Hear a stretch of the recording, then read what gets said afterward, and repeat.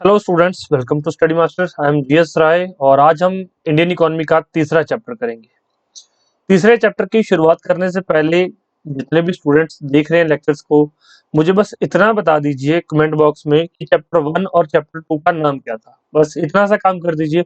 अगर आपको चैप्टर्स के नाम याद हैं तो आपको ये भी याद होगा कि मैंने चैप्टर में क्या-क्या पढ़ाया था, आपने क्या-क्या चैप्टर्स में पढ़ा है, क्या सीखा है, वो सारी चीजें याद आ जाएंगी। और कुछ ऐसे महान व्यक्ति बच्चे होंगे जिनको पहले दो चैप्टर्स का नाम ही नहीं पता, तो भाई रिविजन्स आपने करनी है। मैं आपको पढ़ा सकता हूँ, अच्छी से अच्छा कंटेंट प्रोवाइड करवा सकता हूँ, अच्छी तरह से कॉन्सेप्ट आपको बता सकता हूँ, उसके बाद उनको रिवाइज करना तो आपका काम है। तो इतना काम कर लीजिए। आज हमारा तीसरा चैप्टर है, ये भी उसी से जुड़ा हुआ है, पॉवर्टी एज ए चैलेंज। हमने पहले चैप्टर्स में जो है पहले गांव की कहानी देखी थी, दूसरे में हमने देखा था कि किस तरह से गांव के जो रिसोर्सेज हैं उनको ह्यूमन किस तरह से यूज करते हैं और ह्यूमन को एज ए रिसोर्स हम लोग कैसे मानते हैं और सोसाइटी में ह्यूमंस का फिर क्या इफेक्ट रहता है। ये आज तक हम लोग पढ़ चुके हैं। आज हमारा थर्ड चैप्टर है जो कि है पॉवर्टी। पॉवर्टी क्या होता है? गरीबी। पॉवर्टी एज ए चैलेंज, गरीबी एक चुनौती के रूप में।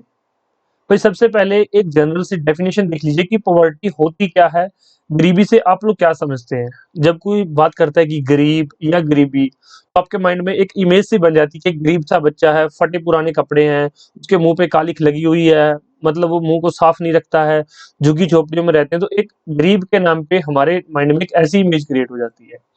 कहीं ना कहीं यही इमेज जो है इसकी डेफिनेशन है। इसका मतलब क्या है? Poverty means hunger and lack of shelters, मतलब रहने के लिए घर नहीं है और भूख है, मतलब उसके पास खाना नहीं है। लेक्चर को शुरू करने से पहले एक ओवरव्यू दे देता हूँ मैं, थोड़ा एक मिनट मैंने शायद लेट कर दिया है। ओवरव्यू में हम लोग पहले डेफिनेशंस देखेंगे पूरी, यहाँ पर जो जो चैप्टर्स के अंदर जो भी थ्योरी है सारी थ्योरी करेंगे। ये पूरी थ्योरी यहाँ पर हमारी, ये इंग्लिश में है और इस साइड हिंदी के अंदर है, ये हमारी थ्योरी। उसके बाद क्वेश्चंस करेंगे लेवल 1, लेवल 2। लेवल 1 इजी रहेंगे, लेवल 2 थोड़े एडवांस रहेंगे, और लेवल 3 में क्या होगा जो कि प्रीवियस ईयर क्वेश्चन पेपर्स में पूछे गए हैं वो सारे रहेंगे। ठीक है, ये हमारा पूरा लेक्चर का ओवरव्यू रहेगा, इस तरह से हम लेक्चर कवर करेंगे। चलिए अब हमारा लेक्चर जो है हम फिर से शुरू कर लेते हैं। तो गरीबी के बारे में डेफिनेशन यही थी कि गरीबी का क्या अर्थ है? भूख और आश्रय का अभाव, इसको क्या बोलते हैं? गरीबी। गरीबी में भाई उनके पास पीने के लिए साफ पानी नहीं होगा, सैनिटेशन फैसिलिटीज तो भाई बिल्कुल नहीं होंगी, और कोई रेगुलर जॉब नहीं है, मिनिमम डिसेंट लेवल का कुछ नहीं है कि उनको मतलब इतना पैसा मिलेगा कुछ खाएंगे, मतलब सुबह खा लिया तो शायद शाम को खाना ना मिले, या मतलब आज खा लिया तो 2 दिन तक शायद खाना ही ना मिले। तो ऐसा ये कुछ गरीबी का आलम रहता है। Above all it means living with a sense of helplessness. तो इसका क्या मतलब है?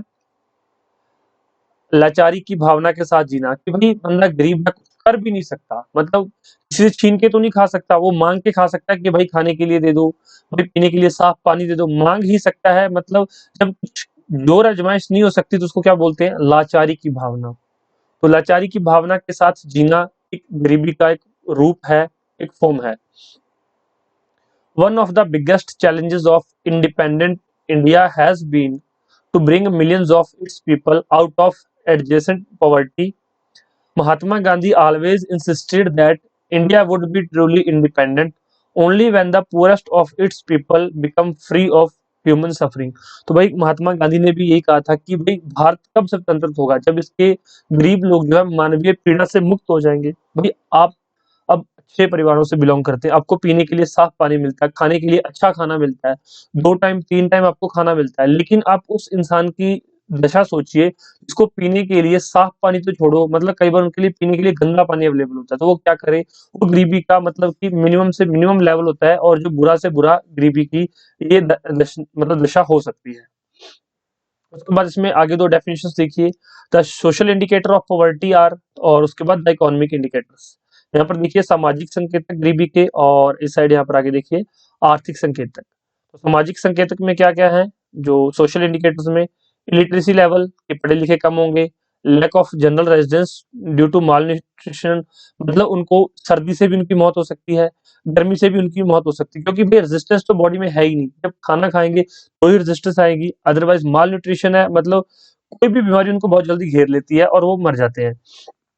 Lack of access to health care, मतलब बुखार हुआ तो कोई डॉक्टर का चेकअप नहीं, कोई कुछ नहीं है, तो lack of access to health care, lack of job opportunities, lack of access to safe drinking water, sanitation etcetera. तो ये थे कुछ सोशल इंडिकेटर, साइड हिंदी में लिखे हुए आप लोग पढ़ लीजिएगा कि कौन कौन से हैं, देख लीजिए, फिर भी बता देता हूं मैं। निरक्षरता स्तर, कुपोषण के कारण सामान्य प्रतिरोध की कमी, स्वास्थ्य सेवा तक पहुंच की कमी, नौकरी के अवसरों की कमी, सुरक्षित पेयजल, स्वच्छता तक पहुंच की कमी आदि। उसके बाद देखिए the economic indicator, income and consumption, मतलब भाई उनकी इनकम कम होती है, उनकी कंजम्पशन भी कम होती है। और आगे चलते हैं, ये हमारी पहली डेफिनेशन पॉवर्टी की कंप्लीट हो गया, पहला पैरा हमारा। इसमें से काफी कुछ आपने सीख लिया होगा और मैं मानता हूं कि सीख के आपने चीजों को याद भी कर लिया होगा। दूसरा है सोशल एक्सक्लूजन एंड वल्नरेबिलिटी। अब सोशल इंक्लूजन होता क्या है? सामाजिक बहिष्कार। किसी भी चीज का सामाजिक बहिष्कार क्या मतलब है? जैसे कोई मूवी रिलीज होती है तो लोग उसका बहिष्कार कर दें, मतलब उसको देखने ना जाएं, तो उसको बोलते हैं सामाजिक बहिष्कार। इसी तरह से जो गरीबी है, गरीब लोगों का सामाजिक बहिष्कार बहुत ज्यादा होता है, उनका सोशल इंक्लूजन बहुत ज्यादा होता है। मतलब ये कहते हैं कि भाई गंदी नाली का कीड़ा तक बोलते हैं लोगों को। तो वो क्या होता है कि भाई वो जो हायर क्लास के साथ मिल बैठ नहीं, मतलब मिल नहीं सकते, वहां पे जहाँ पे हायर क्लास के लोग जाते हैं वहां पर वो खाना नहीं खा सकते, वहां पे उनकी हेल्थ फैसिलिटीज वहां पर सेम जगह वो चेकअप नहीं करवा सकते। तो सोशल इंक्लूजन मतलब एक तो आदमी वैसे ही गरीब है, फिर उसका सोशल एक्सक्लूजन मतलब बहिष्कार, हर जगह उसे नीचा दिखाना, तो ये होता है सोशल एक्सक्लूजन। और वल्नरेबिलिटी का क्या मतलब होता है? भेदता, मतलब बार बार उस चीज का एहसास करवाया जाना कि भाई तू गरीब है, तेरे पास ये रिसोर्सेज नहीं है।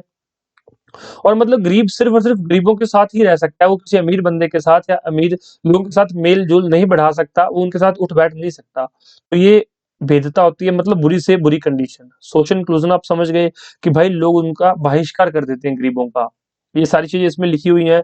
और सबसे ज्यादा जो vulnerability is the poverty is a measure which describe the greater probability of a certain communities, say members of backward caste or individuals such as widow, physical handicapped persons of becoming और remaining poor in the coming years. मतलब उनके साथ इतना बहिष्कार होता है कि वो आने वाले समय में भी और गरीब हो जाते हैं, क्योंकि उनको बाहर के लोगों के साथ उठने बैठने नहीं दिया जाता, जब उनके विचार ही आदान प्रदान नहीं होते, शायद ऐसे लोगों को स्कूल भी नहीं जाने दिया जाता, तो इस वजह से प्रॉब्लम्स हो जाती हैं।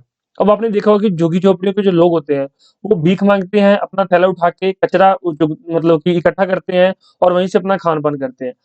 अगर कोई बंदा उनकी हेल्प भी कर दे ना, पैसा देके कि इसको स्कूल में दाखिला दिलवाया जाए या स्कूल में पढ़ाया जाए, तो स्कूल वाले ही उसको मतलब कि कह देते हैं कि तू यहाँ बैठने लायक नहीं है। उसको बोलते हैं सोशल एक्सक्लूजन, मतलब समाज ने ही उनका बहिष्कार कर दिया।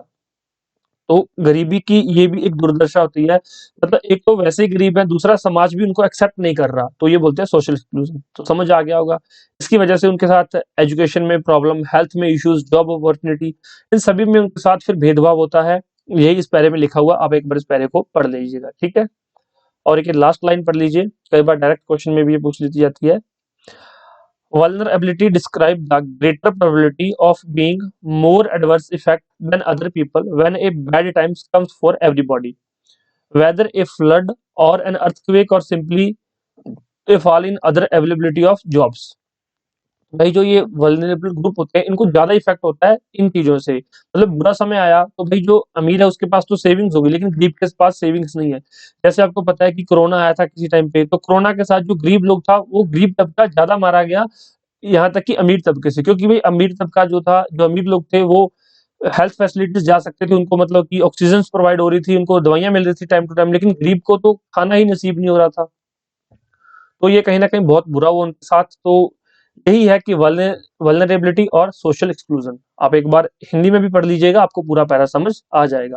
फिर भी कोई डाउट बचे तो मैं बैठा हूं आपके लिए, ठीक है। नेक्स्ट है पॉवर्टी लाइन। एक लाइन डिसाइड की जाती है कि इस लाइन से नीचे गरीब है, इस लाइन से ऊपर अमीर है। कौन डिसाइड करता है? ये सरकार डिसाइड करती है, NSSO। आगे मैं पढ़ाऊंगा इसके बारे में। A common method used to measure poverty is based on income or consumption level. मतलब इनकम लेवल और कंजम्पशन लेवल पे डिसाइड किया जाता है कि ये आदमी गरीब है या अमीर है। इनकम लेवल और कंजम्पशन लेवल कि कितना वो खाना खा रहा है।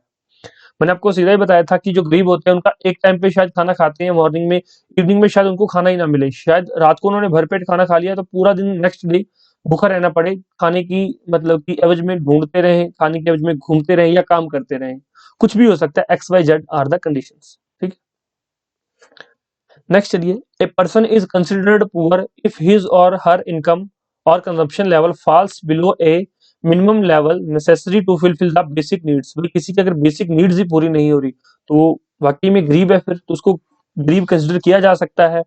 यही सारी चीजें इसमें लिखी हुई हैं। और हर एक देश में गरीबी का लेवल अलग अलग हो सकता है। जो मतलब जैसे कि एक एग्जांपल से समझिए, भारत में गाड़ी रखना एक लग्जरी है। भारत में अगर किसी के पास कार है तो वो एक लग्जरी लाइफ जी रहा है। और यूएस में अगर किसी के पास कार नहीं है तो वो गरीब है। मतलब भारत में वही चीज लग्जरी है, लेकिन वहां पे अगर किसी के पास कार नहीं तो वो गरीब है। तो इसलिए अलग अलग देशों में ये अलग अलग क्राइटेरिया हो सकता है। Food items such as cereals, pulses, vegetables, milk, oil, sugar etcetera together provide these needed calories. तो भाई दूसरा क्या है कि कितनी कैलोरीज इनटेक की है। ये एक फ्रेश फॉर्मूला है क्या जानने का कि कोई गरीबी रेखा से नीचे है या फिर गरीबी रेखा से ऊपर है, पॉवर्टी लाइन से बिलो है या अबव है। तो ये कैलोरीज से पता लगता है। अब देखिए क्या कैलोरीज है। 2400 कैलोरीज जो गांव के अंदर पर person per day in rural areas, and 2100 calories पर person per day in urban areas. अगर तो वो इतनी इनटेक कर रहा है, मतलब गांव में 2400 कैलोरीज पर डे पर पर्सन और शहर में 2100 कैलोरीज पर डे पर पर्सन, तो वो गरीबी रेखा से ऊपर है। अगर इससे नीचे वो अपना जीवन यापन कर रहा है तो फिर वो गरीब है। अब आपके माइंड में आ रहा हो कि सर गांव में 2400 कैलोरीज क्यों और शहर में 2100 कैलोरीज क्यों, शहरों वाले गरीब है? ऐसी बात नहीं है, क्योंकि शहर में जो काम होता है वो बॉडी के मतलब की स्ट्रेंथ की वजह से नहीं होता। खेतों का काम होता है गांव में, और जो शरीर के जोर का काम होता है, इसलिए वहां पर कैलोरीज ज्यादा इंटेक होती है। और शहरों में काम दूसरी तरह का होता है तो वहां पर कैलोरी इंटेक कम है। तो इस वजह से ये दोनों डिफरेंस है। 2400 calories per day in rural areas, 2100 calories per day in urban areas. तो ये दोनों आप याद रखिएगा, ये आगे आपको क्वेश्चंस में बहुत हेल्प करेंगे। और यहाँ पे देखिए आगे, these surveys are carried out by the National Sample Survey Organization (NSSO). Many international organizations like World Bank use a uniform standard for poverty line for making comparison between developing countries।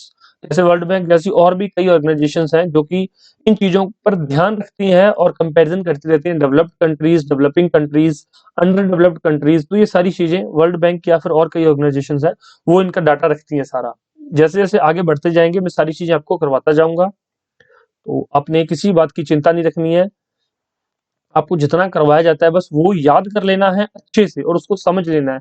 जो करवाया उसमें से अगर भूल गए और ये पढ़ने के बाद जो क्वेश्चन करवा रहा हूँ वो क्वेश्चन सॉल्व नहीं हुए, फिर आपकी गलती है। हाँ, आपने पूरा कोर्स कंप्लीट कर लिया, कोर्स कंप्लीट करने के बाद रिवीजन कर ली और जो क्वेश्चन बैंक वो अटेम्प्ट कर लिया, इसके बाद कोई क्वेश्चन सॉल्व ना हो, फिर आप मुझे बोल सकते हो कि सर मैंने पूरा कोर्स कर लिया लेकिन मेरे क्वेश्चन सॉल्व नहीं हो रहे।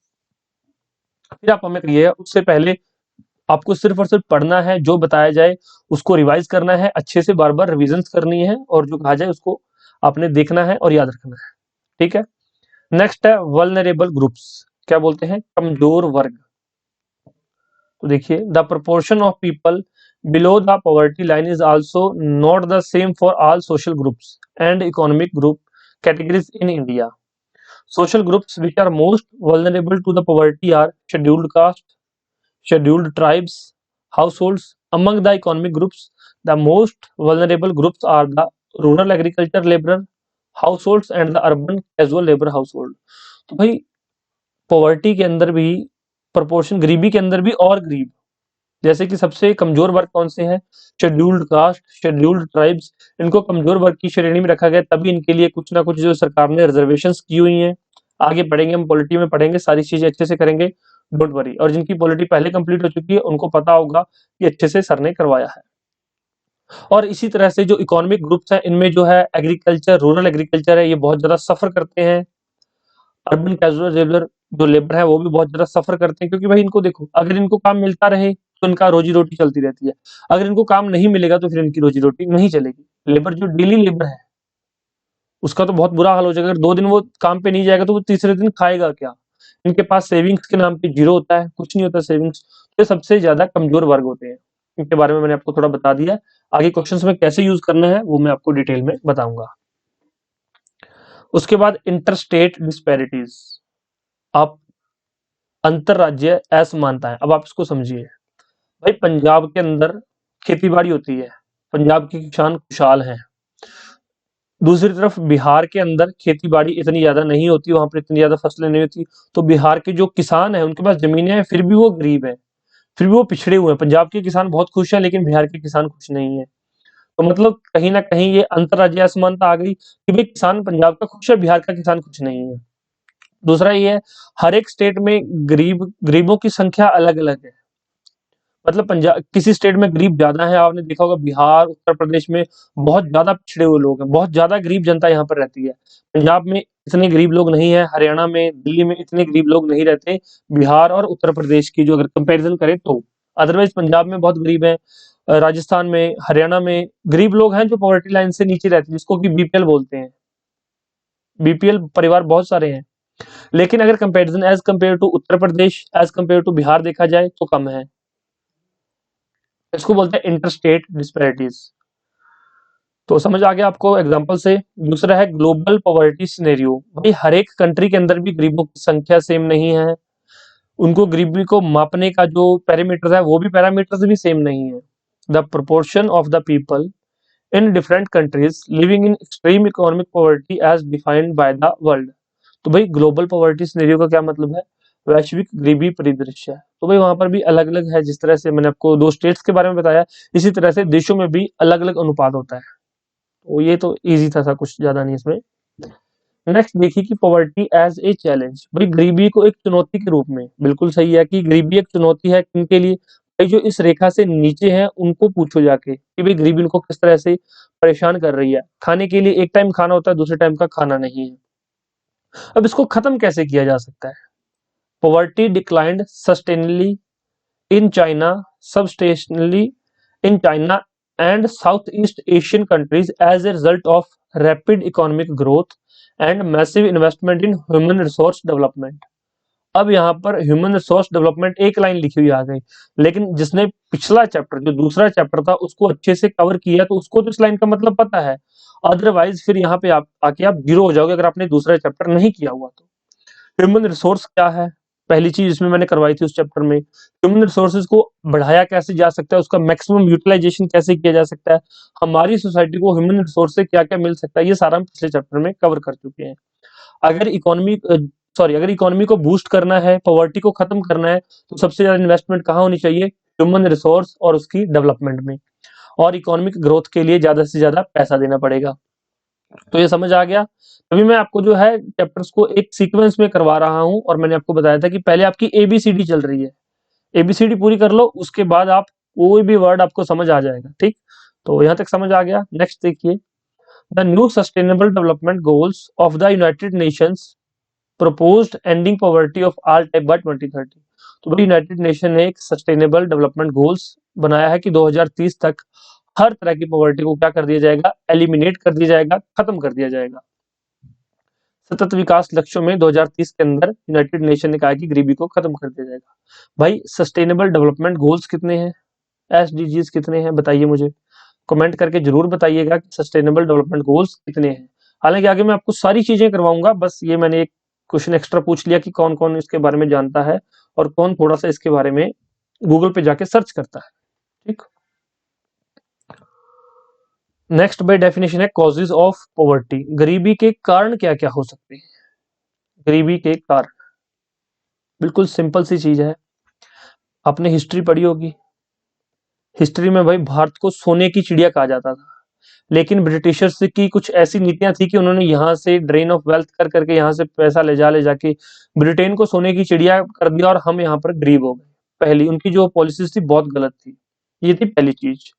दूसरा फिर क्या था कि जो अब मैंने आपको बताया कि जो लैंड है वो हर जगह सेम नहीं है, एरिया टू एरिया डिफर कर जाता है। पंजाब में फसल बहुत अच्छी होती है, हरियाणा में फसल बहुत अच्छी होती है, दूसरी जगह बिहार में फसल इतनी अच्छी नहीं हो रही, कर्नाटका में फसल कुछ और तरह से होती है, मसाले वहां पर कुछ और तरह से होते हैं, तमिलनाडु के अंदर कुछ और फसलें होती हैं। तो मतलब यहाँ पर वेरी कर जाती है चीजें, जब वेरी करती हैं तो पॉवर्टी कहीं ना कहीं इनकी वजह से भी पॉवर्टी जनरेट होती है, गरीबी इनकी वजह से पनपती है। और इसमें नेक्स्ट देखिए, the policies of the colonial government ruined traditional handicraft. तो भाई जो हथकरघा चलता था पुराने समय में, उसको खत्म कर दिया। And discourage the development of industries like textiles. तो भाई टेक्सटाइल जैसी इंडस्ट्रीज उनको खत्म किया किन्होंने, ब्रिटिशर्स ने। कहीं ना कहीं ये भी एक, भाई पहले लोग क्या था, अपना काम करते थे, किसी के पास कोई कौशल था, कोई कला थी, तो अपना हाथ का काम करके उसको, उससे अपना जीवन यापन कर सकता था, पैसा कमा सकता था। लेकिन ब्रिटिशर ने क्या कर दिया, सारी मशीन्स लेके आ गए, डेवलपमेंट के नाम पे ये सारा कुछ खा गए, जो गाँवों के गाँव इन्होंने तबाह कर दिए, और जो लोगों को इन्होंने क्या कर दिया, सिर्फ और सिर्फ लेबर बना के छोड़ दिया। कहीं ना कहीं ये भी एक कारण है कॉजेज ऑफ पॉवर्टी का। नेक्स्ट देखिए, ग्रीन रेवोल्यूशन ने सभी जगह सेम इफेक्ट नहीं किया, कुछ जॉब अपॉर्चुनिटीज कुछ एक राज्यों में क्रिएट की, और सिर्फ एग्रीकल्चर के अंदर क्रिएट की गई, बाकी जगह जॉब्स नहीं क्रिएट हो पाई। मतलब गरीबी का क्या है कि भाई बंदा काम करना चाहता है लेकिन उसको काम नहीं मिल रहा। अनएम्प्लॉयमेंट भी एक, मतलब पॉवर्टी का कारण हो सकता है। अगर आपको 2 महीने, 4 महीने, 10 महीने काम ना मिले और आपका खाना आपको खाना पड़े, तो कहीं ना कहीं आप कंगाल हो जाओगे। तो कहीं ना कहीं ये भी कॉज ऑफ पॉवर्टी है। ओके, इसमें और एक छोटे बड़े जो यहाँ पर पॉइंट्स लिखे हुए हैं, आप एक बार पढ़ लेना। और इसमें एक और बहुत बड़ा कारण है कॉजेज ऑफ पॉवर्टी का, आप किसी काम के लिए किसी से पैसा लेते हैं कि भाई मुझे पैसा उधार चाहिए, आपने किसी से उधार लिया कोई काम शुरू करने के लिए, काम आपका चला नहीं, उधार अपने फिर उधार चढ़ता गया, उधार देने के लिए आपने कहीं से फिर उधार लिया। तो मतलब कहीं ना कहीं बहुत बड़ा ये प्रॉब्लम है कि डेट, जो कि ऋण, ऋण लेना गरीबी का बहुत बड़ा कारण है। इसके कारण गरीबी बढ़ती जाती है। अगर आप किसी से ऋण ले लेते हैं ना, तो इससे गरीबी बढ़ती है, कम नहीं होती, अगर आपकी अच्छी इनकम या कांस्टेंट इनकम नहीं है तो। इसमें यही चीजें लिखी हुई हैं, एक बार पढ़ लेना, थोड़ा सा आपको सारी चीजें समझ आ जाएंगी। और यहाँ तक कंप्लीट हो गया। नेक्स्ट है भाई एंटी पॉवर्टी मेजर्स। क्या है, गरीबी विरोधी उपाय, गरीबी को कैसे खत्म किया जा सकता है। हमने पढ़ लिया कि गरीबी क्या है, गरीबी के कारण क्या क्या है, गरीबी किन कारणों से होती है, और गरीबी की वजह से कौन कौन सी प्रॉब्लम्स होती हैं, ये सब चीजें हम देख चुके हैं।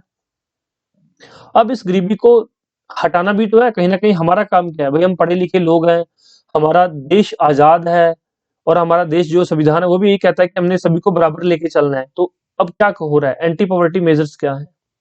The current anti poverty strategy of the government is based broadly on 2 planks. कौन कौन सी, प्रमोशन ऑफ इकोनॉमिक ग्रोथ, मतलब आर्थिक विकास को बढ़ावा देना, और टारगेट एंटी पॉवर्टी प्रोग्राम्स, भाई कुछ ऐसे प्रोग्राम्स बनाए जाए जो कि लक्षित गरीबी को खत्म कर सके। तो कौन कौन से प्रोग्राम्स हैं, कुछ यहाँ पर 2-3 प्रोग्राम्स के नाम मैंने यहाँ पर डाल दिए हैं, बाकी जो है गवर्नमेंट स्कीम्स हम बाद में करेंगे, जब आपका पूरा सिलेबस खत्म हो जाएगा उसके बाद गवर्नमेंट स्कीम्स के आपको अलग से 10-12 लेक्चर मिल जाएंगे, ताकि आपकी कोई भी गवर्नमेंट स्कीम रहे ना, और जो भी न्यूज में है वो भी आपकी खबर हो जाए। ठीक है, पहला देख लीजिए यहाँ पर, Mahatma Gandhi national rural employment guarantee act 2005, ये 2005 में आया था, मनरेगा, महात्मा गांधी राष्ट्रीय ग्रामीण रोजगार गारंटी अधिनियम 2005।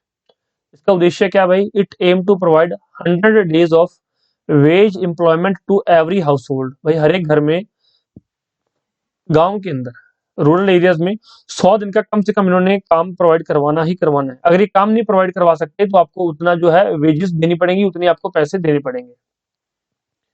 It also aims at sustainable development to address the cause of drought, deforestation, and soil erosion. 1/3 of the proposed jobs have been reserved for the women's। तो मतलब ये मनरेगा की 1/3 जॉब्स किसके लिए रिजर्व है, वुमेन्स के लिए।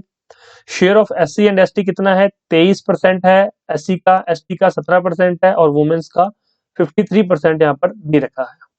ठीक है, इतना शेयर होना चाहिए जो काम कर रहे हैं लोग, और मिनिमम ये जो है प्रपोज्ड है, इतना होना चाहिए रिजर्व, इतने रिजर्व है, इतनी लेडीज होनी चाहिए, मैक्सिमम 53 तक हो सकती है।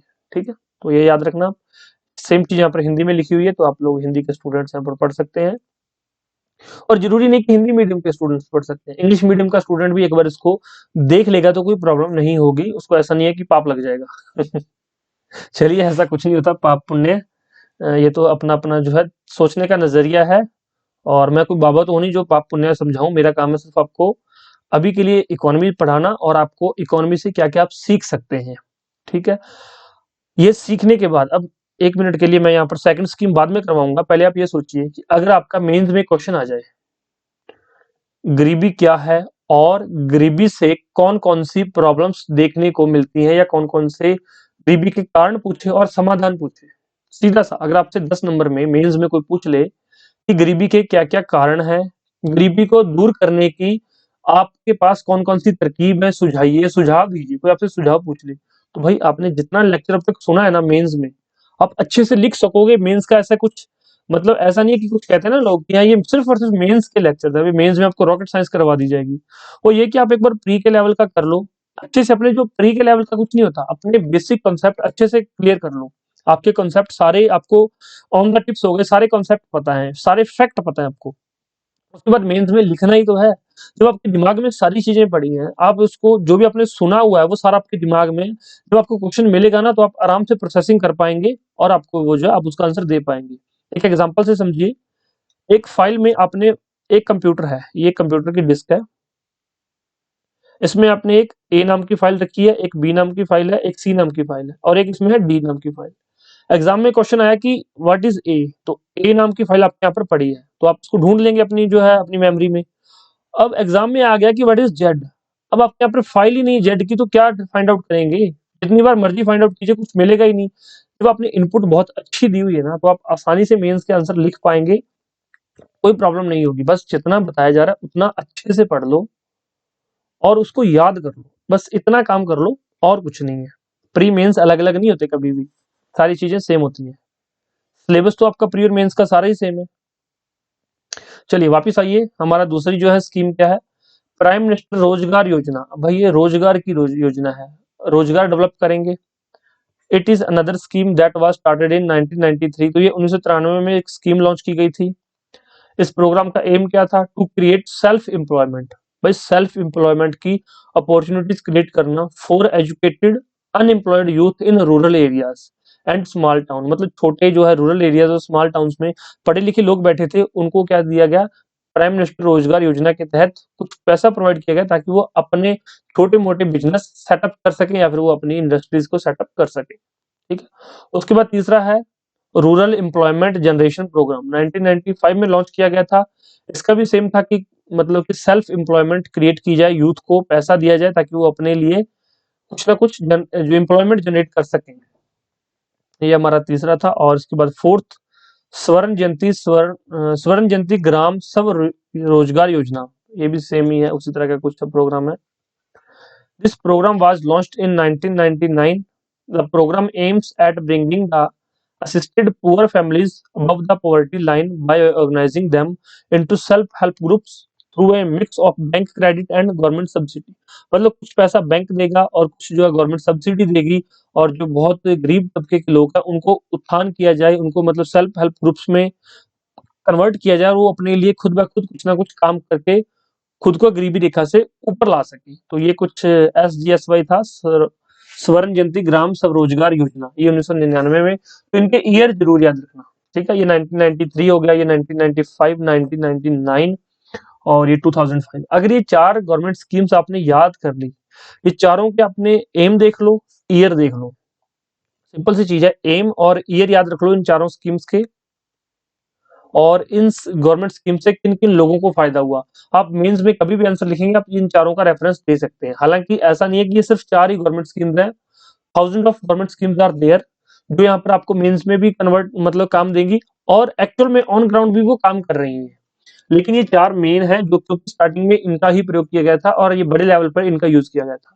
आगे आगे जैसे जैसे आप पढ़ते जाएंगे सारी गवर्नमेंट स्कीम्स आपको बताता जाऊंगा मैं, और आप नोट डाउन करते जाइए कि किस तरह से कौन सी जगह पे कौन सी स्कीम लॉन्च करनी है। और एक और चीज है, जब मेंस में आप लोग आंसर लिखेंगे तब आपने उस टाइम पे क्या है वहां पे दिमाग लगाना है कि यहाँ पर उसने पूछा क्या हुआ और किस गवर्नमेंट स्कीम का यूज करना है। अगर वो मतलब कि रूरल एरियाज के बारे में बात कर रहा है, गांव के बारे में बात कर रहा है, तो आपको जितनी भी रूरल एरिया से संबंधित स्कीम्स है, गवर्नमेंट स्कीम्स है, उनके बारे में बताना है। अगर वो अर्बन एरियाज के बारे में बात कर रहा है तो आपने अर्बन एरियाज की गवर्नमेंट स्कीम्स के बारे में बात करनी है। ऐसा नहीं है कि वो क्वेश्चन में कुछ और पूछ रहा है आप कुछ और बता के आ रहे हो। क्या होता है मेंस में कौन से बच्चे फेल होते हैं, एग्जामिनर पूछता है कि भाई व्हाट इज एक्स, एक्स बताओ। बच्चा आंसर में क्या लिख के आता है, जेड, क्योंकि मुझे तो जेड पता है, मैं तो जेड बताऊंगा, एक्स के बारे में तो मैं कुछ नहीं जानता। भाई एक्स के बारे में नहीं जानता तो उसको खाली छोड़ के आ जा, कोई प्रॉब्लम नहीं है, लेकिन जेड के बारे में मत बता के आ। जो पता है उसके बारे में बताओ, जो पूछा है एग्जामिनर ने उसके बारे में बताओ, ये मत बताओ कि आपको क्या पता है। नहीं, जो एग्जामिनर ने पूछा है उसके बारे में आपको जो जो पता है वो बताओ। तो आई होप आपको सारी चीजें क्लियर हो गई होंगी। तो चलिए आगे बढ़ते हैं हमारे क्वेश्चंस की तरफ। और हमारा लेवल 1 क्वेश्चन है जो कि मॉडरेट रहते हैं, इजी टू मॉडरेट होते हैं, ना ही ज्यादा आसान होते हैं ना ही ज्यादा टफ होते हैं। पहला क्वेश्चन देखते हैं। इस साइड इंग्लिश में क्वेश्चंस और इस साइड हिंदी के अंदर है, देख लीजिए। लेवल 1 और स्तर 1। विच of the following defines poverty? Poverty निम्नलिखित में से कौन गरीबी को परिभाषित करता है? It means hunger and adequate shelter. भाई आप यहाँ पे आके इसको आंसर टिक कर सकते हो, लेकिन आगे बढ़िए थोड़ा सा। It means sufficient clean water. भाई सफिशिएंट क्लीन वाटर तो बिल्कुल नहीं है, ये पॉवर्टी का तो ऑप्शन ही नहीं, इसको हटा दो। It means living with a sense of helplessness. तो भाई ये है पॉवर्टी का असली मतलब। विच of the following defines poverty? Adequate shelter नहीं होता है, प्राप्त आश्रय नहीं होता गरीबी में, तो ये भी गलत है। हंगर तो है लेकिन प्राप्त आश्रय नहीं होता, रहने के लिए प्रॉपर जगह नहीं होती। It means living with a sense of helplessness. तो राइट आंसर क्या है? सी। इसका अर्थ है लाचारी की भावना के साथ जीना। मैंने आपको जब ऊपर थ्योरी करवाई थी तो उसमें मैंने बताया था। नेक्स्ट देखिए। विच of the following is not an indicator of poverty?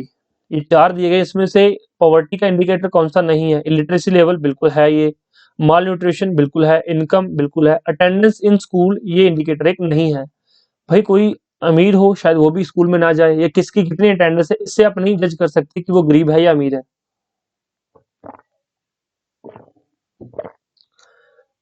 Next देखिए। मैंने थोड़ा पानी पिया है तो सॉरी टू डिस्टर्ब यू। इनमें से कौन सा गरीबी का संकेतक नहीं है? तो स्कूलों में उपस्थिति जो है गरीबी का संकेतक नहीं है। नेक्स्ट देखिए। Social exclusion happens when? भाई सोशल एक्सक्लूजन क्या है? सामाजिक बहिष्कार तब होता है जब, और ऑप्शंस दिए गए हैं। Peoples are excluded from facility and benefit which other enjoys. भाई जो दूसरे लोग एंजॉय कर रहे हैं उससे लोगों को अलग रखना, तो उसको क्या बोलते हैं? Social exclusion. बिल्कुल यही चीज मैंने बताई थी। राइट आंसर है ए। नेक्स्ट देखिए। वल्नरेबिलिटी, भेदता क्या है? तो a greater probability of being more adverse effect than other people when a bad times comes. तो बिल्कुल ठीक है, ज्यादा फर्क पड़ना, बुरा समय आया, जैसे मैंने कोरोना के एग्जांपल से बताया, सबसे ज्यादा मार किसको पड़ी? गरीब लोगों को। Determined by the options available to different communities for finding an alternative livings, बिल्कुल ठीक है ये भी। ए मेजर्स विच डिस्क्राइब्स, अब देखो दो ठीक हो गए, तो मतलब यहाँ पर डी दे रखा है तो हमारा डी आंसर होगा। तीसरा भी ठीक होगा, एक बार पढ़ लेते हैं। या फिर कई बार क्या होता है ए और बी ठीक है और डी में लिखा होता है A and B are is right, तो ये देख लेना वहां पर जाकर। A measures which describe greater probability of certain communities और इंडिविजुअल्स बिकमिंग और रिमेनिंग पुअर, तो ये भी यहाँ पर हमारा बिल्कुल ठीक है ऑप्शन। तो राइट आंसर क्या है? डी, उपरोक्त सभी।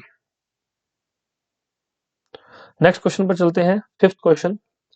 ए common method use to measure poverty is based on. भाई कॉमन मेथड क्या है गरीबी को मापने का? गरीबी को मापने के लिए इस्तेमाल की जाने वाली एक सामान्य विधि कौन सी है? इनकम लेवल और कंजप्शन लेवल। मैंने ऊपर आपको करवाया था कि इनकम लेवल और कंजप्शन लेवल दोनों ही ये जो है यूज की जाती है। राइट आंसर क्या है? सी। दोनों ही मेथड है पॉवर्टी को मापने के लिए, मेजर करने के लिए, गरीबी को मेजर करने के लिए। ठीक, नेक्स्ट क्वेश्चन पे चलते हैं। The poverty line varies with.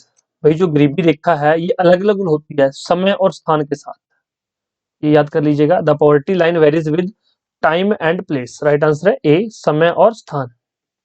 Next देखिए। The present formula for food requirement while estimating the poverty line is based on the. भाई जो प्रेजेंट टाइम पे फॉर्मूला कौन सा चल रहा है? कैलोरीज रिक्वायरमेंट का। मैंने आपको बताया था कि गांव में 2400 कैलोरीज पर पर्सन पर डे और शहर में 2100 कैलोरीज पर पर्सन पर डे। ये आंकड़े, ये फिगर्स याद कर लेना। ये रूरल के लिए है, ये अर्बन के लिए है, ये गांव के लिए, ये शहर के लिए, पर person per day. Calorie requirement, calorie की आवश्यकताओं के अनुसार गरीबी रेखा का आकलन करते समय खाद्य आवश्यकताओं को वर्तमान सूत्र किस पर आधारित है? तो कैलोरी आवश्यकताओं के आधार। तो शायद जब मैं हिंदी में पढ़ता हूँ तो इंग्लिश वालों को थोड़ा सा अजीब लगता होगा कि सर ये कैसे पढ़ रहे हैं। तो स्टूडेंट्स जो इंग्लिश में पढ़ रहा है हिंदी में पढ़ रहे हैं, चीज तो सेम ही है। अगर आप इंग्लिश मीडियम के स्टूडेंट हैं तो कहीं ना कहीं आप भी तो इसको क्या करते हो, लाइन को पढ़ते जा रहे हो और अपने जहन में बैठाते जा रहे हो, तो कहीं ना कहीं स्टोर तो ये कन्वर्ट होकर हिंदी में ही हो रहा है। ठीक है, कुछ चीजें लाइन टू लाइन कुछ बच्चे बहुत जल्दी जो है इसको मतलब ट्रांसलेट कर लेते हैं, समझ लेते हैं, और कुछ बच्चे थोड़ा आराम से करते हैं। तो दोनों ही यहाँ पर मैंने लिख दिए हैं। ऐसा नहीं है कि आपको हिंदी का पेपर नहीं देना, आपको हिंदी एंड इंग्लिश के दोनों पेपर देने पड़ेंगे। तो आपको हिंदी भी आनी चाहिए और आपको इंग्लिश भी आनी चाहिए। जो ये हिंदी मीडियम के स्टूडेंट हैं, ये ऐसा ना सोचें कि इंग्लिश तो मैं बिल्कुल नहीं करूंगा, भाई आपको इंग्लिश का पेपर देना पड़ेगा। और जो इंग्लिश मीडियम के स्टूडेंट है, ये ऐसा ना सोचे कि मुझे हिंदी तो पढ़नी ही नहीं, हिंदी से तो नफरत है, भाई हिंदी का पेपर आपको भी देना पड़ेगा। तो दोनों आपके लिए लेके चल रहा हूँ, थोड़ा सा अच्छे से इन चीजों को समझ लीजिए। दोनों लैंग्वेजेस में पढ़ाया जा रहा है, दोनों लैंग्वेजेस में बढ़िया समझ आएगा आपको। The survey for estimating the poverty line are carried out by. भाई पॉवर्टी को एस्टिमेट करने का सर्वे कौन ऑर्गेनाइज करता है, कौन कैरी करता है? National sample survey organisation, NSSO. यहाँ पर है राष्ट्रीय नमूना सर्वेक्षण संगठन, एनएसएसओ। सिंपल है क्वेश्चन। नेक्स्ट क्वेश्चन पे चलते हैं। A social group which is most vulnerable to poverty is. सबसे ज्यादा मोस्ट, वह सामाजिक समूह जो गरीबी के प्रति सबसे अधिक संवेदनशील है, वो कौन सा है? अनुसूचित जाति, शेड्यूल्ड कास्ट। अगर ऑप्शन में शेड्यूल्ड ट्राइब होता तो आप वो भी टिक कर सकते थे। एससी एंड एसटी दोनों होते तो फिर दोनों को टिक करना था, लेकिन इन ऑप्शंस में जो है सी यहाँ पर राइट आंसर बनता है। और आप अगर आपने कभी पेपर दिया तो उसमें लिखा होता है मोस्ट सुटेबल आंसर, जो सबसे ज्यादा सुटेबल आंसर वो दीजिए। जो ये मल्टीपल चॉइस क्वेश्चन में यही होता है कि सबसे सुटेबल आंसर जो होता है वो दीजिए। आपने क्या पढ़ा है, जो भी पढ़ा उसके अकॉर्डिंग जो भी सुटेबल आंसर है वो दीजिए। ऐसा नहीं है कि ये आप मतलब क्वेश्चन आपने कहीं पढ़ लिया, इसका आंसर तो वही है, हर बार वो नहीं रहेगा। अगर यहाँ पर जैसे ये मैंने बताया, यही क्वेश्चन है, बता देता हूँ इससे। Social group which is most vulnerable to poverty is, यहाँ पर मैंने शेड्यूल्ड कास्ट आंसर दे दिया। अगर ये ऑप्शन में शेड्यूल्ड कास्ट है ही नहीं, यहाँ पर शेड्यूल्ड ट्राइब हो गया, फिर क्या करोगे? फिर छोड़ के आ जाओगे? नहीं, फिर शेड्यूल्ड ट्राइब लगा के आओगे। तो इसलिए बोला जाता है कि मोस्ट सुटेबल आंसर। ठीक, समझ आया? कोई प्रॉब्लम नहीं है। समझ आ गया तो मुझे थम्स अप दे देना। अगर ये हमारी एप्लीकेशन पे देख रहे हो तो वहाँ पे भी आप थम्स अप दे सकते हो। अगर आप ये यूट्यूब पे देख रहे हो तो फिर वहाँ पे तो लाइक का ऑप्शन होता ही है। और कमेंट बॉक्स आपके लिए हमेशा है, कमेंट बॉक्स में आप हमसे जो भी अपने दिल की बात शेयर करना चाहते हो, कोई डाउट हो, कोई चेंजेस चाहते हो, जो भी आप कहना चाहते हो, लेक्चर अच्छा लगा, बुरा लगा, अपने विचार वो सारे आप रख सकते हो वहाँ पे। ठीक, कमेंट बॉक्स इसलिए टू वे कम्युनिकेशन के लिए। आप लोग कमेंट बॉक्स में, जैसे मैंने इतनी चीजें मैं पूछता हूँ लेक्चर में बताता हूँ, आप वहाँ पे कमेंट कीजिए, आपके कमेंट्स जरूर पढ़े जाएंगे। मैं नहीं पढ़ूंगा तो मेरे टीम मेंबर पढ़ेंगे, वो बताएंगे, और अगर मेरे पास टाइम हो तो मैं भी पढ़ लूंगा। The reasons for declining poverty in China and south east Asia is. भाई वहां पे जो है ये पॉवर्टी बहुत कम हो गई है, इसका क्या रीजन है? Economic growth, investment in human resources. तो ये दोनों यहाँ पर सही है, तो राइट आंसर क्या है? सी। आर्थिक विकास किया उन्होंने, और मानव संसाधन में उन्होंने क्या किया? निवेश किया चाइना और दक्षिण पूर्व एशिया में। तो ये इसका घटती गरीबी का कारण है। नेक्स्ट चलते हैं। The new Sustainable Development Goals of the United Nation proposed ending poverty of all types by। भाई यूनाइटेड नेशन का कोई गोल है कि, जो कि सस्टेनेबल डेवलपमेंट गोल है, एसडीजी है, तो कब तक सारी पॉवर्टी को खत्म करना है? 2030 तक, 2030 तक हर तरह की पॉवर्टी को क्या करना है? खत्म करना है। Right answer D, United Nation का सस्टेनेबल डेवलपमेंट गोल है, एसडीजी। नेक्स्ट चलते हैं। Which of the following is both the cause and effect of poverty. भाई कॉज भी है और इफेक्ट भी है पॉवर्टी का। Unequal distribution of land, debt, British policies, या ऑल ऑफ द अबव। तो भाई यहाँ पर एक कॉज गरीबी का क्या है? डेट, ऋण, और इफेक्ट भी क्या है? ऋण। मतलब आपको कोई प्रॉब्लम हुई, आपने किसी से पैसा लिया, उस पैसे को चुकाने के लिए आपने और उधार लिया, ये उधार आपको इतना ज्यादा गरीब से गरीब और गरीब करता जाएगा। तो ये डेट जो ऋण है ना, ये गरीबी का एक कारण भी है और प्रभाव भी है। गरीब बंदा ये ऋण लेगा, अमीर बंदा तो कभी, जो अमीर पर्सन है वो कहीं कभी किसी से लोन नहीं लेगा, वो कभी किसी से ऋण नहीं लेगा, वो कभी किसी से उधार में पैसे नहीं लेगा। तो गरीब लेगा, तो ये इसका कारण भी है, और प्रभाव, ऋण से प्रभाव भी सबसे ज्यादा गरीब को ही होता है। नेक्स्ट देखिए 13th क्वेश्चन। मनरेगा के लिए रोजगार प्रदान करता है। The MNREGA provides employment for 50 days, 30 days, 100 days, 60 days. तो भाई मैंने आपको बताया था 100 डेज, मिनिमम 100 डेज तो रोजगार देना ही पड़ेगा मनरेगा के अंदर। ठीक है, ये डिफरेंट डिफरेंट स्टेट्स के लिए डिफरेंट डिफरेंट है, लेकिन हम लोग क्या करते हैं, सेंटर की पॉलिसी है उसके अकॉर्डिंग जो है हम आंसर दे के आते हैं। नेक्स्ट क्वेश्चन पे चलते हैं। यहाँ पर इसका राइट आंसर सी है, टिक कर देते हैं।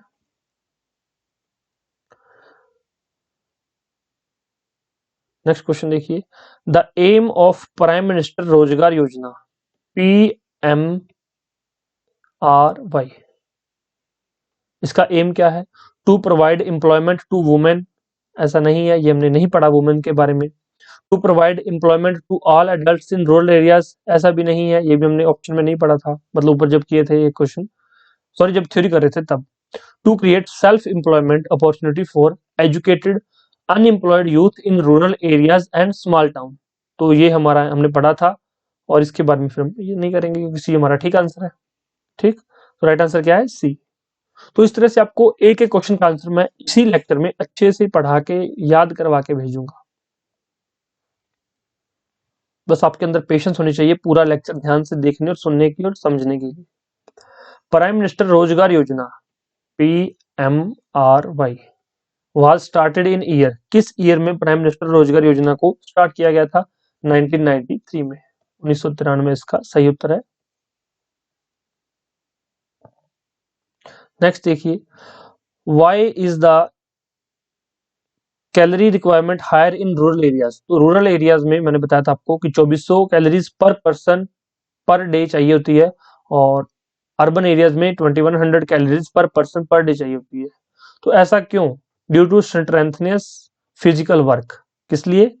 जोरदार शारीरिक काम के कारण। एक खेत है, खेतों में कसी चलानी होती है, हल चलाने होते हैं, सारा काम करना पड़ता है, तो इसलिए गांव के अंदर 2400 कैलोरीज पर पर्सन पर डे उसकी जो है कैलोरीज की रिक्वायरमेंट है, शहर में कम है। ठीक है, ये हमारे लेवल 1 क्वेश्चंस थे। अब हम लेवल 2 क्वेश्चंस पे चलते हैं, वो मॉडरेट थे, ये थोड़े से लेंथी क्वेश्चंस हो सकते हैं, आप इसको टफ में भी रख सकते हैं। Consider the following statement with respect to poverty, तो पॉवर्टी के रिस्पेक्ट में कुछ नीचे स्टेटमेंट्स दी गई हैं 3, इनमें से देखना है और उसके बाद select the correct answer using the codes given below, तो जो कुछ कोड्स दिए गए इनसे हमने जो है आंसर को सिलेक्ट करना है। Poverty means lack of clean water and sanitation facilities, बिल्कुल ठीक है। गरीबी के संदर्भ में कथनों पर विचार करें, गरीबी का मतलब क्या है? साफ पानी और स्वच्छता सुविधाओं की कमी, ये बिल्कुल ठीक ऑप्शन है हमारा 1। दूसरा देखिए, one of the biggest challenges of independent India has been to bring millions of people out of abject poverty, तो स्वतंत्र भारत की सबसे बड़ी चुनौतियों में से एक अपने लाखों लोगों को घोर गरीबी से बाहर निकालना है, तो बिल्कुल यहाँ पर ये ठीक है कि स्वतंत्र भारत में बहुत सारे गरीब लोगों को हमने गरीबी रेखा से ऊपर उठाना है।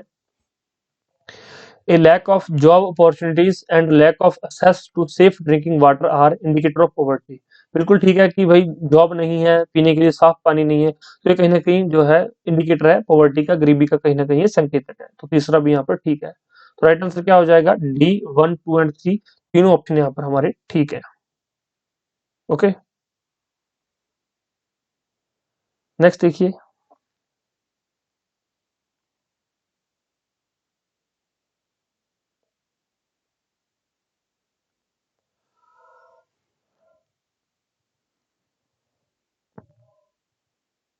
नेक्स्ट यहाँ पर देखिए second question,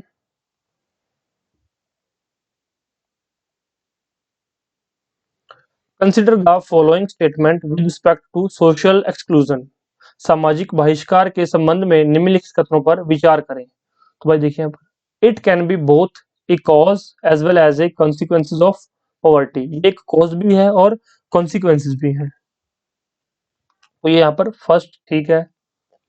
it is process through which individuals or groups are included in all facilities benefit and opportunity that other enjoy, तो भाई ये एक प्रोसेस है जिसमें कि सारी चीजें मिलती हैं, बिल्कुल नहीं भाई, इससे तो दूर किया जाता है, जो दूसरे लोग एंजॉय कर रहे हैं उससे इंक्लूडेड नहीं एक्सक्लूड किया जाता है।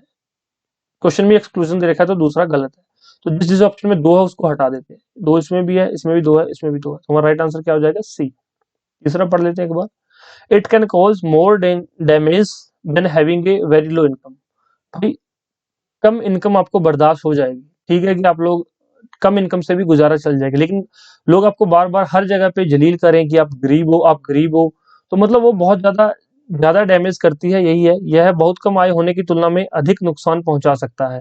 बिल्कुल सही है कि इसमें तो उसके यार जीवन जीने का हक ही आप लोग छीन रहे हो, आप उसको इतना परेशान कर रहे हो। गरीबी के साथ वो आदमी जी सकता है लेकिन जिल्लत के साथ आदमी नहीं जी सकता। ठीक है, ये इस क्वेश्चन का मतलब था। नेक्स्ट देखिए यहाँ पर, consider the following statement with respect to a vulnerability. तो वल्नरेबिलिटी क्या होती है? भेद्यता। भेद्यता के संदर्भ में देखिए यहाँ पर, it is a measure that describes the greater probability of certain communities or individuals becoming or remaining poor in the coming years। तो मतलब इससे क्या होता है कि आने वाले समय में भी जो गरीब है वो और गरीब या तो रह सकता है, तो या फिर और गरीब हो सकता है, या तो रिमेन रहेगा जैसा का है वैसा का वैसा रहेगा, या फिर और गरीब हो जाएगा। तो बिल्कुल यहाँ पर ठीक है, वल्नरेबिलिटी में ये होता है। It describes the greater probability of being more adversely affected than other people only during a flood और अर्थक्वेक। तो ऐसा नहीं है कि भाई कि दूसरे ग्रुप से ज्यादा फायदा हो जाएगा, यह बाढ़ और भूकंप के दौरान नहीं होता। भेद्यता जो है बिना बाढ़ और भूकंप के भी जो है हो सकती है। तो पहला यहाँ पर ठीक है, दूसरा ठीक नहीं है, तो राइट आंसर है A. Select the correct answer, तो करेक्ट यहाँ पर हमारा ए ऑप्शन करेक्ट है। नेक्स्ट क्वेश्चन पे चलते हैं। Consider the following statements, spending levels are used to measure poverty. बिल्कुल ठीक है भाई, जिसके पास कम पैसा है वो कम स्पेंड करेगा, और जिसके पास ज्यादा पैसा है वो ज्यादा स्पेंड करेगा। तो spending levels are used to measure poverty. लेकिन भारत में ये चीज नहीं देखी जाती। भारत में क्या यूज होता है? कैलोरी, कि कौन कितनी कैलोरीज जो है कंज्यूम कर रहा है। तो यहाँ पर ये हमारा ऑप्शन गलत हो जाएगा, फोर्थ का ये जो है गलत है।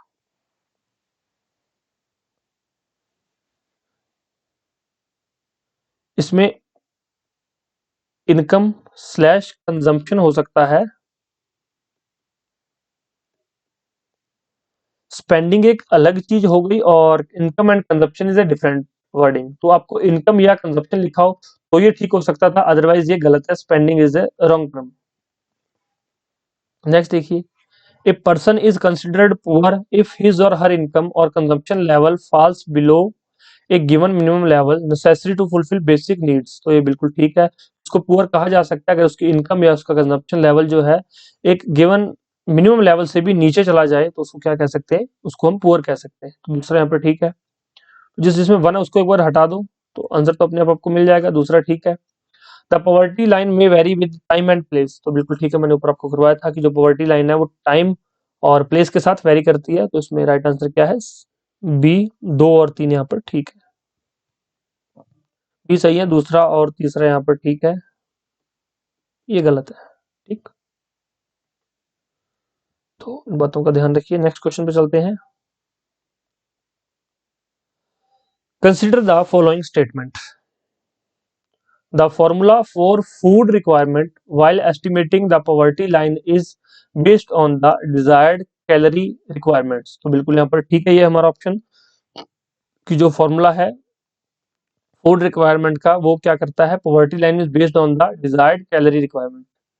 The calorie requirement is the same for all people. तो बिल्कुल गलत है, रूरल एरियाज में और अर्बन एरियाज में कैलोरी रिक्वायरमेंट जो है डिफरेंट डिफरेंट है। इसके बाद आगे जो है एज ग्रुप के अंदर भी डिफरेंस है कि किस एज ग्रुप में कितनी कैलोरीज की जरूरत है, लेकिन वो हमने अभी तक नहीं पढ़ा है, वो आगे आने वाले टाइम में पढ़ेंगे। अब तो आपको रूरल और अर्बन में फर्क पता लग गया, तो इसका मतलब कि जो है सेम फॉर ऑल पीपल नहीं है। तो दूसरा हमारा गलत हो गया, जिसमें 2 है उसको हम हटा देते हैं, तो राइट आंसर क्या हो गया हमारा? ए। सही उत्तर है हमारा ए। ठीक,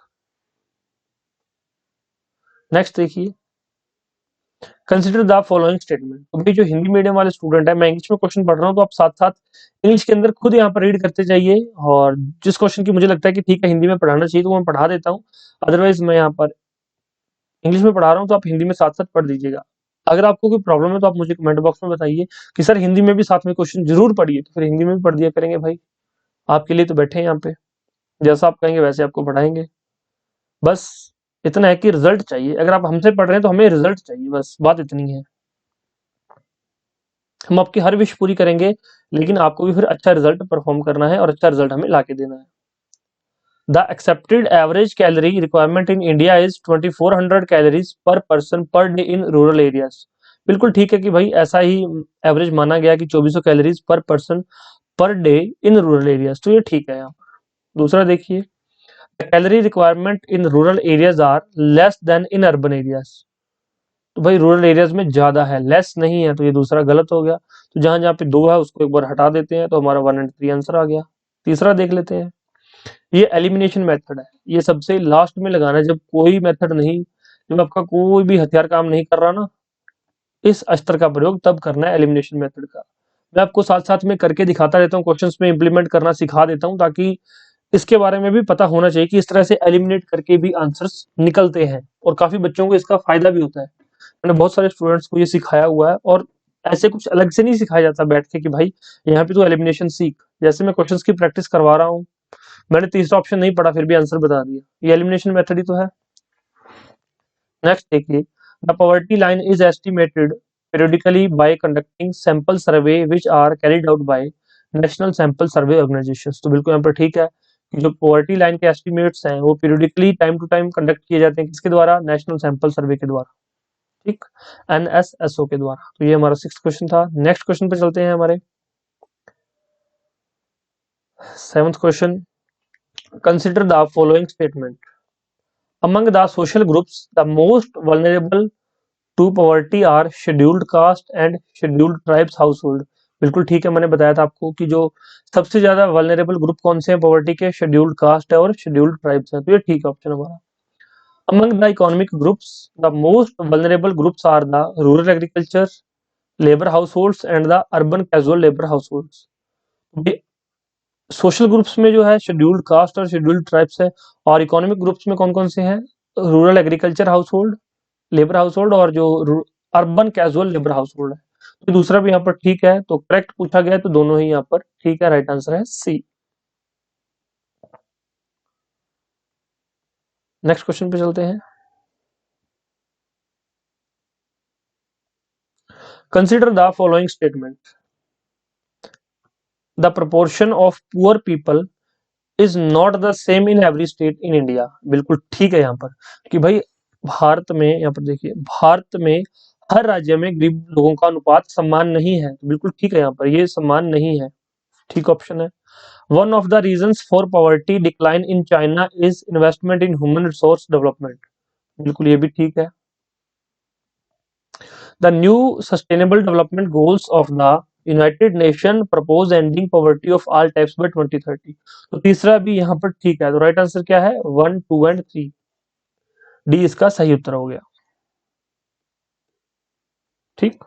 नेक्स्ट देखिए, consider the following statements with respect to causes of poverty in India. Bharat में गरीबी के कारणों के संबंध में निम्नलिखित कथनों पर विचार करें। Socio culture and economic factors also are responsible for poverty.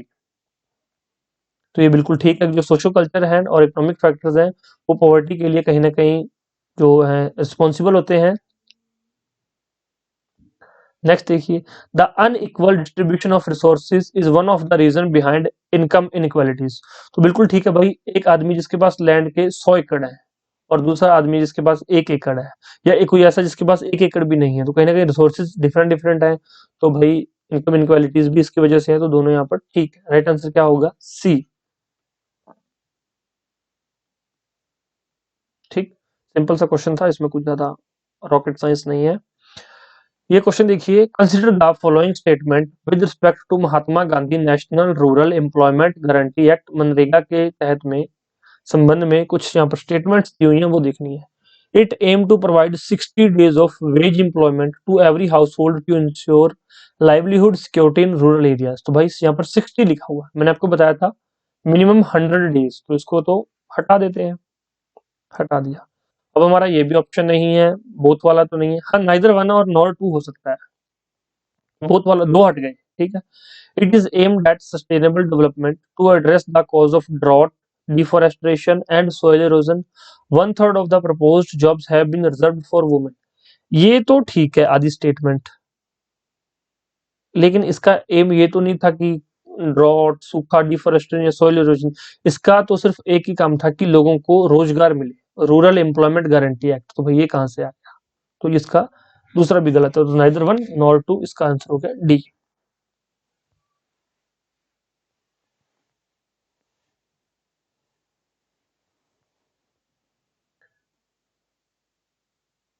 Sorry, इसका उद्देश्य सूखे वनों की कटाई, मिट्टी के कटाव कारण को दूर करने के लिए सतत विकास करना है। प्रस्तावित नौकरियों का 1/3 महिलाओं के लिए आरक्षित किया गया।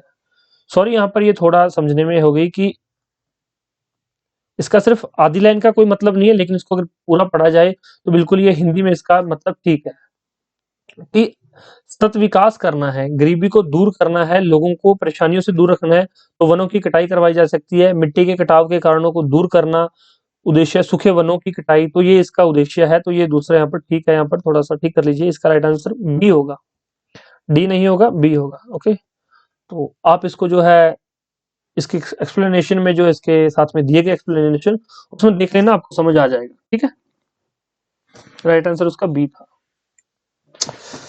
नेक्स्ट देखिए, प्रीवियस ईयर क्वेश्चन जो लेवल 3 है कि पिछले वर्षों में पूछे गए प्रश्न। Which of the following is not considered a social indicator of poverty?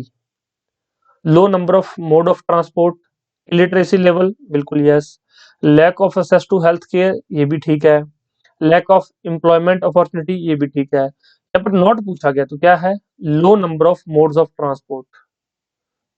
तो भाई किसी के पास परिवहन के संसाधनों की कम संख्या का, मतलब इसका मतलब ये नहीं है कि वो गरीब है। ठीक है, तो राइट आंसर क्या है इसका, ए। नेक्स्ट क्वेश्चन देखिए, who conduct the periodical sample survey of for estimating the poverty line in India? तो इसका है NSSO। तो अब आपका काम है कि आप मुझे NSSO की फुल फॉर्म बताएंगे। भारत में गरीबी रेखा के आकलन के लिए आवधिक नमूना सर्वेक्षण कौन करता है? NSSO, सी इसका सही आंसर है। ये हमारा चैप्टर हो गया कंप्लीट। अब इसके बाद आपने करना क्या है, चैप्टर देख लिया, पूरा कर लिया, अब आपको याद कैसे रहेगा? भाई मैंने चैप्टर पढ़ा दिया है, मैंने आपको क्वेश्चंस भी करवा दिए, लेवल 1, लेवल 2, लेवल 3, तीनों तरह के क्वेश्चंस हो गए हैं। अब आपका काम क्या है? आपका काम है इस पीडीएफ को, अगर आपके पास ये पीडीएफ फॉर्म में है तो आप इसको पीडीएफ फॉर्म में पढ़ लीजिए, अगर आपके पास हार्ड कॉपी है तो इसी चैप्टर को रिवाइज कर लीजिए, चैप्टर को रिवाइज कीजिए और क्वेश्चन अटेम्प्ट कीजिए। उसके बाद जो हमारा क्वेश्चन बैंक है, क्वेश्चन बैंक में से जाकर इस चैप्टर के सारे क्वेश्चंस जो है अटेम्प्ट कीजिए। अब एक स्टूडेंट का डाउट था कि सर क्वेश्चन बैंक कितना जरूरी है, जो आप क्वेश्चन बैंक प्रोवाइड करवा रहे हो 22,000 क्वेश्चन वाला, वो कितना जरूरी है? भाई आप लोग डिनर करते हो, डिनर के अंदर जितना जरूरी स्वीट डिश है उतना ही जरूरी है आपको ये क्वेश्चन बैंक है।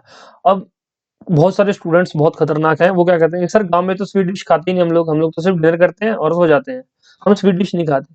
भाई गांव के अंदर सबसे पहले जो गुड़ होता था ना, लोग खाना खाने के बाद हमेशा गुड़ खाते थे कि भाई खाना खाने के बाद गुड़ खा लेते हैं और उससे क्या खाना डाइजेस्ट हो जाता है, और क्या होता है कि जो जो भी चीजें इम्बैलेंस होती है वो इससे बैलेंस हो जाएंगी, पहली चीज ये। उसके बाद क्या हो गया, वो कोटेड सौंफ आते थे वो लोग खाने लग गए, और अब थोड़े से लोग आगे हो गए तो और एडवांस हो गए, तो लोगों ने क्या करते हैं स्वीट डिश कंपलसरी कर दी कि डिनर में स्वीट डिश कंपलसरी है। तो भाई इसलिए जितना स्वीट डिश जरूरी होता है खाने के साथ डिनर में, उतना ही जरूरी आपका क्वेश्चन बैंक है। तो क्वेश्चन बैंक आपको जरूर अटेम्प्ट करना है, ऐसा नहीं कि क्वेश्चन बैंक के बिना आप क्वेश्चन अटेम्प्ट करेंगे। ये जो 20-30 क्वेश्चन तो मैं यही करवा देता हूँ, लेकिन इसके जो 100 क्वेश्चन और हैं वो कौन करवाएगा, वो कैसे करोगे आप? तो इसकी प्रैक्टिस आपको खुद करनी है, ज्यादा से ज्यादा प्रैक्टिस आप करोगे तो उतना ही आपके लिए अच्छा होगा, उतना ही आपके लिए बेहतर होगा। मैंने शायद एक लास्ट लेक्चर में बताया था, मैं अपना 100% दे रहा हूँ आपको, एक स्टूडेंट अपना 20% दे रहा है, एक स्टूडेंट अपना 30% दे रहा है, दूसरा 40% दे रहा है, ये 50% दे रहा है, और एक स्टूडेंट अपना 100% दे रहा है। तो भाई ये स्टूडेंट जो है 100 प्लस 100 200% काम कर रहा है, ये स्टूडेंट 100 प्लस 20 120% काम कर रहा है। तो इसके सक्सेस के चांसेस ज्यादा हैं या ये 200% वाले के सक्सेस के चांसेस ज्यादा हैं? ये आप खुद डिसाइड कर सकते हो कि आपको 120 वाली कैटेगरी में आना है या 200 वाली कैटेगरी में आना है। ये मैं किसी को फोर्स नहीं करूंगा, जैसा आपका मन हो वैसा आप कर सकते हो। और पेड स्टडी मटेरियल के लिए डिफरेंट डिफरेंट जो है स्टेट एग्जाम्स के लिए या किसी भी एग्जाम की आपको तैयारी करनी हो, कोई भी डाउट हो, व्हाट्सएप नंबर दिए गए हैं, व्हाट्सएप नंबर का यूज करके आप लोग जो है पूछ सकते हो। और ये स्पष्टीकरण दिए गए, आंसर विद एक्सप्लेनेशन दे रखे हैं, आंसर लेवल 1, आंसर लेवल, इसके सारे आंसर ये देख लो कि एक्सप्लेनेशन दी हुई है बकायदा। उसके बाद ये स्टेटमेंट वाले क्वेश्चन है कि पहली स्टेटमेंट क्यों गलत है, पहली स्टेटमेंट क्यों ठीक है। ये देखो यहाँ पर मैं भी आपको दिखा देता हूँ, ये लेवल 2 है कि तीनों कथन सही है, तो सही होने के कारण क्या है, गलत होने का क्या कारण है, सही स्टेटमेंट क्या है। तो एक एक चीज एक्सप्लेनेशन में दी गई है, तो एक्सप्लेनेशन आपको खुद पढ़नी पड़ेगी। एक्सप्लेनेशन मैं आपको जितना हो सका है बता देता हूँ, हो सकता है वो मैं करवा देता हूँ, लेकिन फिर भी आपको थोड़ा बहुत करना पड़ेगा। ठीक है, कहीं ना कहीं एग्जाम में आपने बैठना है, और ये देखो लास्ट तक आपको जो है सारा कुछ करवाया गया है, NSSO तक सारे आंसर्स आपको प्रोवाइड करवा देंगे। कोई डाउट हो तो प्लीज आस्क, कमेंट बॉक्स में कमेंट जरूर करना कि आपको लेक्चर कैसा लगा हो, पॉजिटिव नेगेटिव जैसा भी लगा हो बता देना। और इससे रिलेटेड जितने भी डाउट हैं पूछ लीजिएगा, नेक्स्ट लेक्चर शूट करने से पहले, रिकॉर्ड करने से पहले मैं सारे डाउट्स जो है ले लूंगा और आपको जो है मिल जाएंगे, ठीक है, उसके आंसर्स मिल जाएंगे। Thank you so much, take care, bye bye, God bless you all, आपका दिन शुभ रहे, धन्यवाद, टेक केयर।